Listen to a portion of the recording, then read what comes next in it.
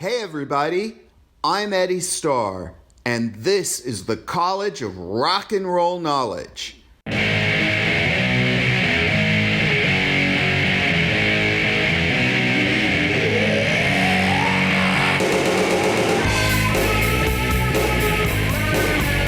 Class is now in session.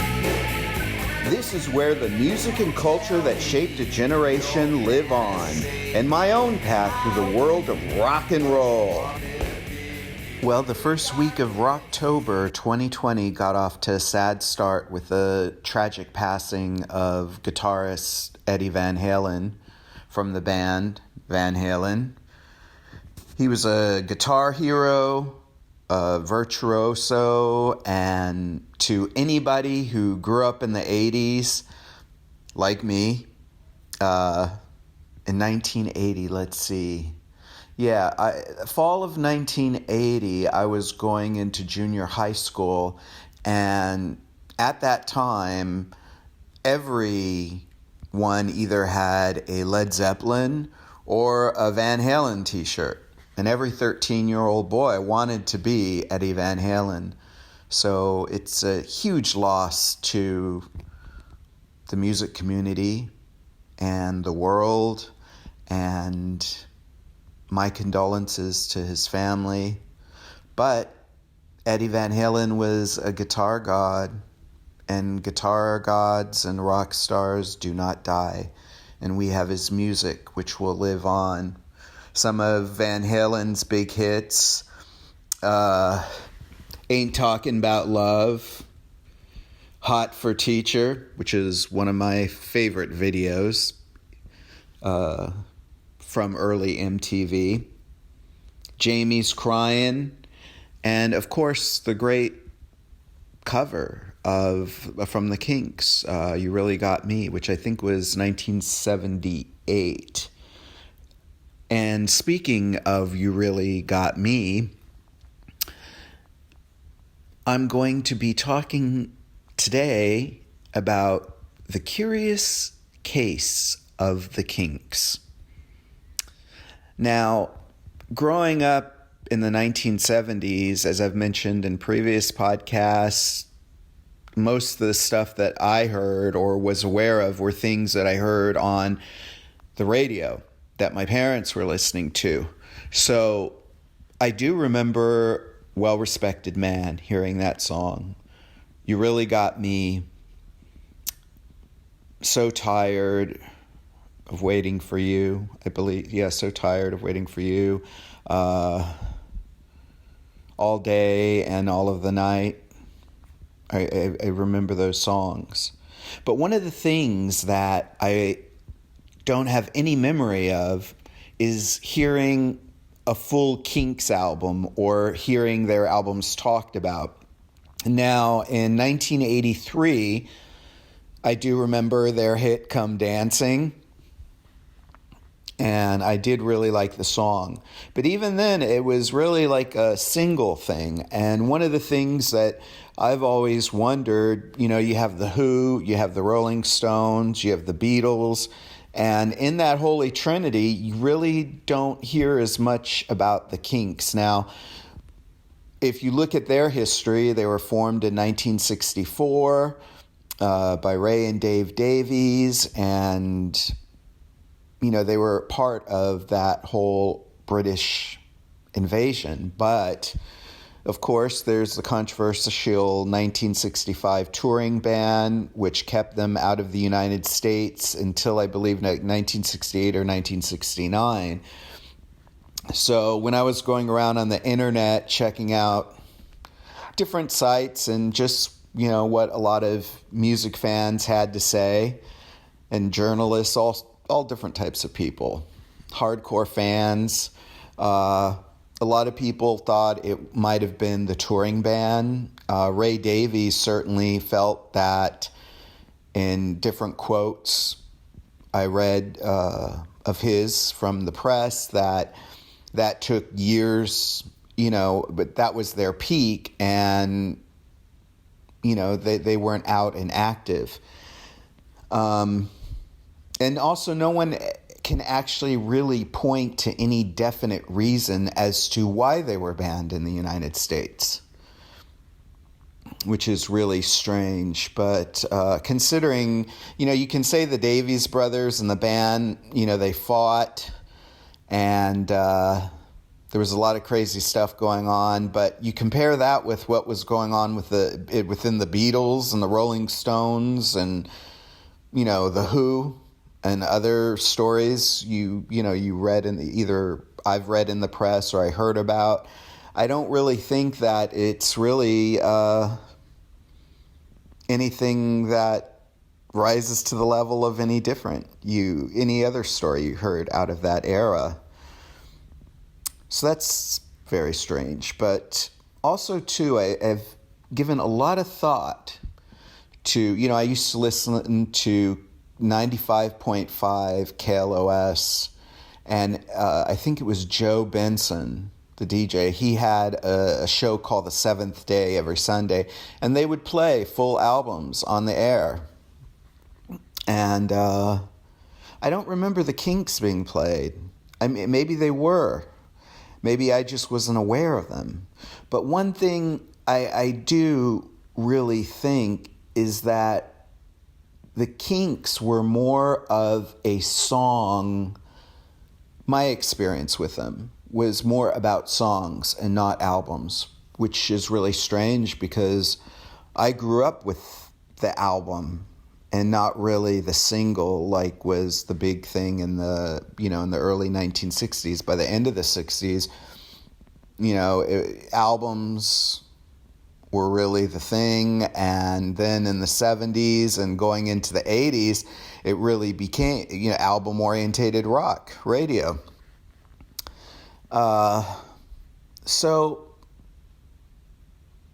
it just really doesn't make any sense to me as to why they really are not as up in that circle, so to speak, of those other bands in terms of people who know about them. A lot of people know their songs, though, and some of the things I read on, some of these fan sites and stuff that I was talking about early, some people thought the touring band I mentioned, but other people thought it was the subject matter that they sang about, because a lot of their songs were really observational in nature and reflecting on English life and what was going on in England at that time and previously. Some of their albums have covered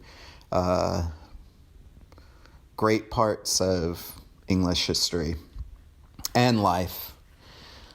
So I don't really think it's that, though. It could be a combination of things.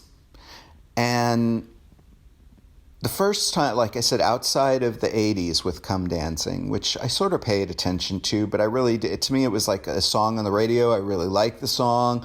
I really loved the video.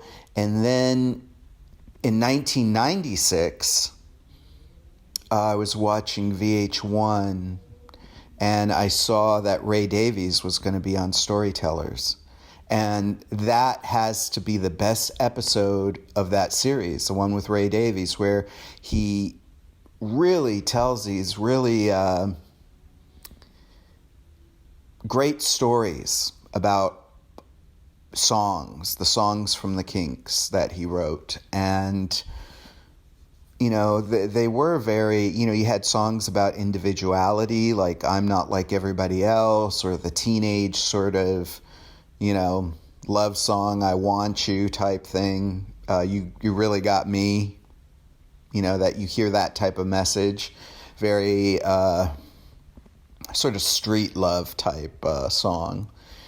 And then in the late 60s, you have these very,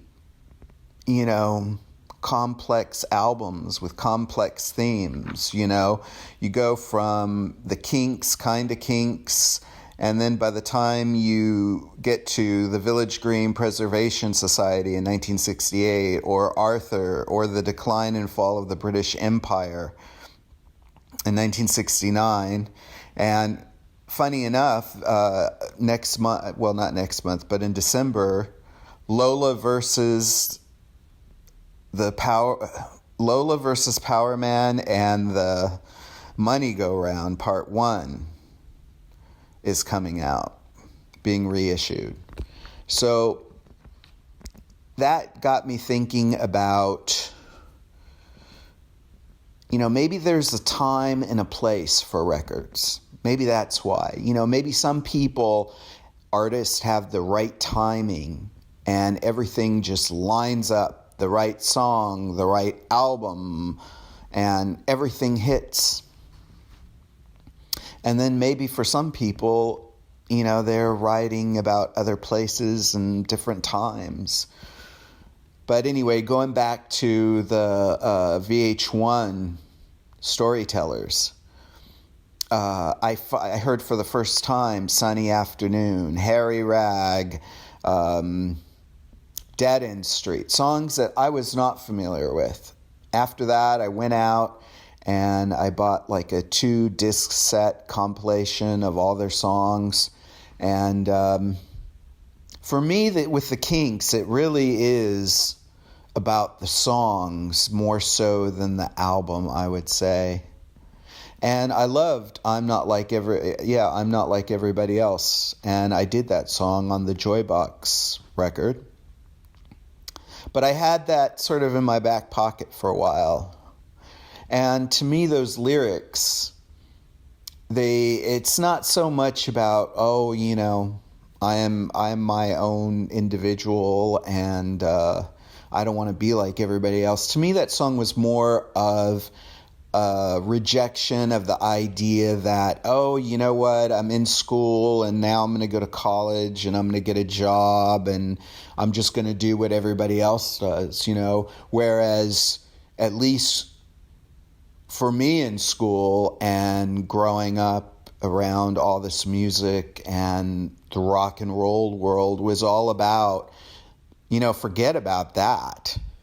I want to be in a band and do great albums and play for people and have this very exciting, provocative life and really live life on your own terms. And that's what that song represented to me,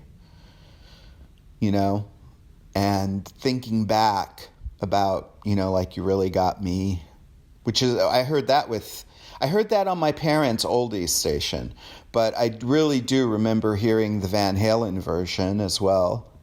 And, in addition, those songs really did set up the whole, you could call them proto-punk in their own way because of the way they were written and played and the way the record sounded. But the Kinks really do have, when you listen to their songs, there's a sentimentality. There's also a difference between their songs and like the Stones or the Beatles or you don't even have to take an English band. You could take any rock band. Their songs are more observational. Very interesting. And I think it's no surprise that Ray Davies went on to write musicals. He did, let's see, I had to write some of this stuff down. Chorus Girls in 1981. He also wrote music for the stage version of Jules Verne's Around the World in 80 Days in 1988. And then he wrote Come Dancing, which was, named for his song in 2008. And then he wrote Sunny Afternoon in 2014, which was, put on. He wrote that. It came out in 2014. But to me, that's not really a surprise, especially going back and checking out some of their albums and really listening to them. As I've mentioned, most of my experience was with the songs. And I still think that's really interesting that I really can't remember hearing a Kinks album being played in full, like on the seventh day, or with this frequency as I heard like other bands, So I highly recommend their discography, and I think everybody should check them out. And I mean, they're in the Rock and Roll Hall of Fame. They were put in 1990. So they have been recognized. But there's just something that's sort of a bit different about the Kinks. They're not in that whole like line of Rolling Stones. Like Rolling Stones, I want to say, Exile on Main Street, Goat's Head Soup, Bridges to Babylon, any album. Let It Bleed. Or, the Beatles, Sgt. Pepper's Lonely Hearts Club, the White Album. You think of albums. Whereas with the Kinks, at least for me, I have always thought about songs. I haven't really necessarily thought about their albums. So that's something else for me to go and really explore. And it's interesting how music plays its own part through time, and why some things hit and why some things don't, and why some things come back years later after they've been out for a long time. As I've mentioned in previous podcasts about different albums that I found out about, and I'd go out and back the 80s, you had to go out and look for records. Your form of curation was digging through things, used records, talking to other people to find out about the artist or, that particular scene. So anyhow, I think I'm going to leave it right there this week. And that's my own little curious case of the Kinks. Great songs. What a great writer. And by the way, I should also note, I will put a link about that reissue that's coming out. I know last year they put out a reissue of, I believe it was the Village Green Preservation Society. And I'll put all those links in the description box below. And I'll see you next time. Thank you for listening, subscribing, clicking the bell, and being a part of the College of Rock and Roll Knowledge. Rock on. I'll be what you want me to be. The darkness will turn to light. I'm your dirty secret tonight. Dream or not, then take a look inside. The Peepshow reveals what you hide. Eddie Starr's College of Rock and Roll Knowledge is a production of Ton Up Incorporated. Copyright 2020 Ton Up Incorporated.